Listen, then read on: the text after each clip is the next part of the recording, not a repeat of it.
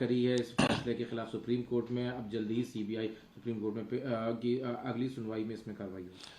देखिए, भारतीय जनता पार्टी की सरकार महिला विरोधी है, भाजपा का चेहरा महिला विरोधी है। जिस तरह से भारतीय जनता पार्टी कभी गुजरात के बलात्कारियों की सज़ा को माफ़ कर देते हैं, कभी जिस तरह से कठुआ में एक बच्ची के साथ जब बलात्कार हुआ तो वहाँ जो आरोपी थे उनको बचाने के लिए बड़ी बड़ी रैलियां करी भारतीय जनता पार्टी ने।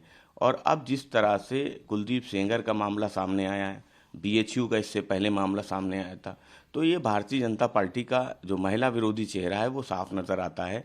लचर पैरवी के कारण कुलदीप सेंगर को जमानत मिली थी, अब फिर से उसको चुनौती दी गई है। फैसले को समाजवादी पार्टी समझती कि देश की न्यायपालिका से निश्चित रूप से न्याय मिलेगा।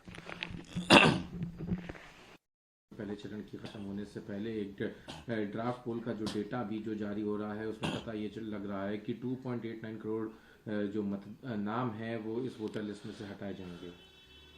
देखिए, आदरणीय अखिलेश यादव जी ने इस बात को पहले ही कहा कि भारतीय जनता पार्टी एसआईआर इसलिए करना चाहती थी क्योंकि वो पीडीए के वोट को काटना चाहती थी। लेकिन जिस तरह से समाजवादी पार्टी का एसआईआर पीडीए प्रहरी वो गांव-गांव, गली-गली, दरवाजे-दरवाजे जाता रहा, लोगों से मिलता रहा, वोट बनवाता रहा, जो पात्र वोट हैं उनके वोट ना कटे इसके लिए ध्यान देता रहा।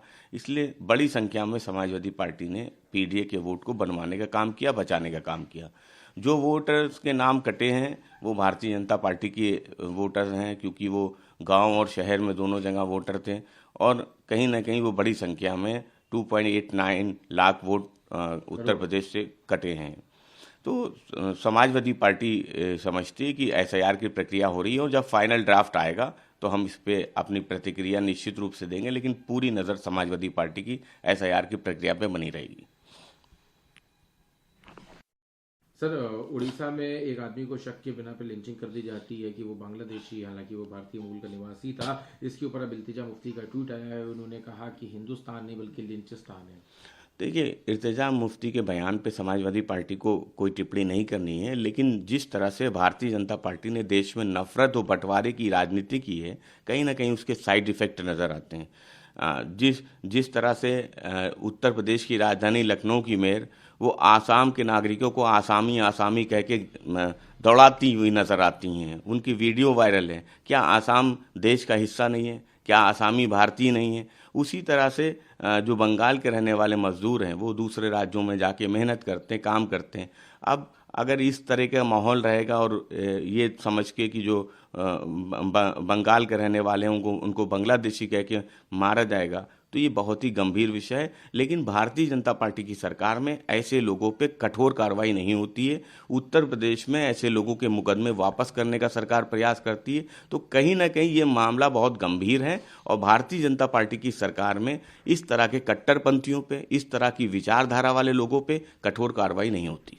एक आखिरी सवाल है को अंजाम दिया और जिन्होंने इसकी प्लानिंग करी, हमने दोनों ही तरफ के जो दोनों ही ग्रुप के लोग थे उनको ऑपरेशन सिंदूर और महादेव में ख़त्म किया। देखिए, देश की आंतरिक और बाहरी सुरक्षा वो अच्छी रहे, मजबूत रहे, ये समाजवादी पार्टी चाहती है। लेकिन पुलवामा जैसे हादसे, दिल्ली जैसे ब्लास्ट वो ना हो, इसके लिए सरकार को काम करना चाहिए, सुरक्षा व्यवस्था को और अच्छी करनी चाहिए। दूसरे किसी मामले पर समाजवादी पार्टी को टिप्पणी नहीं करनी।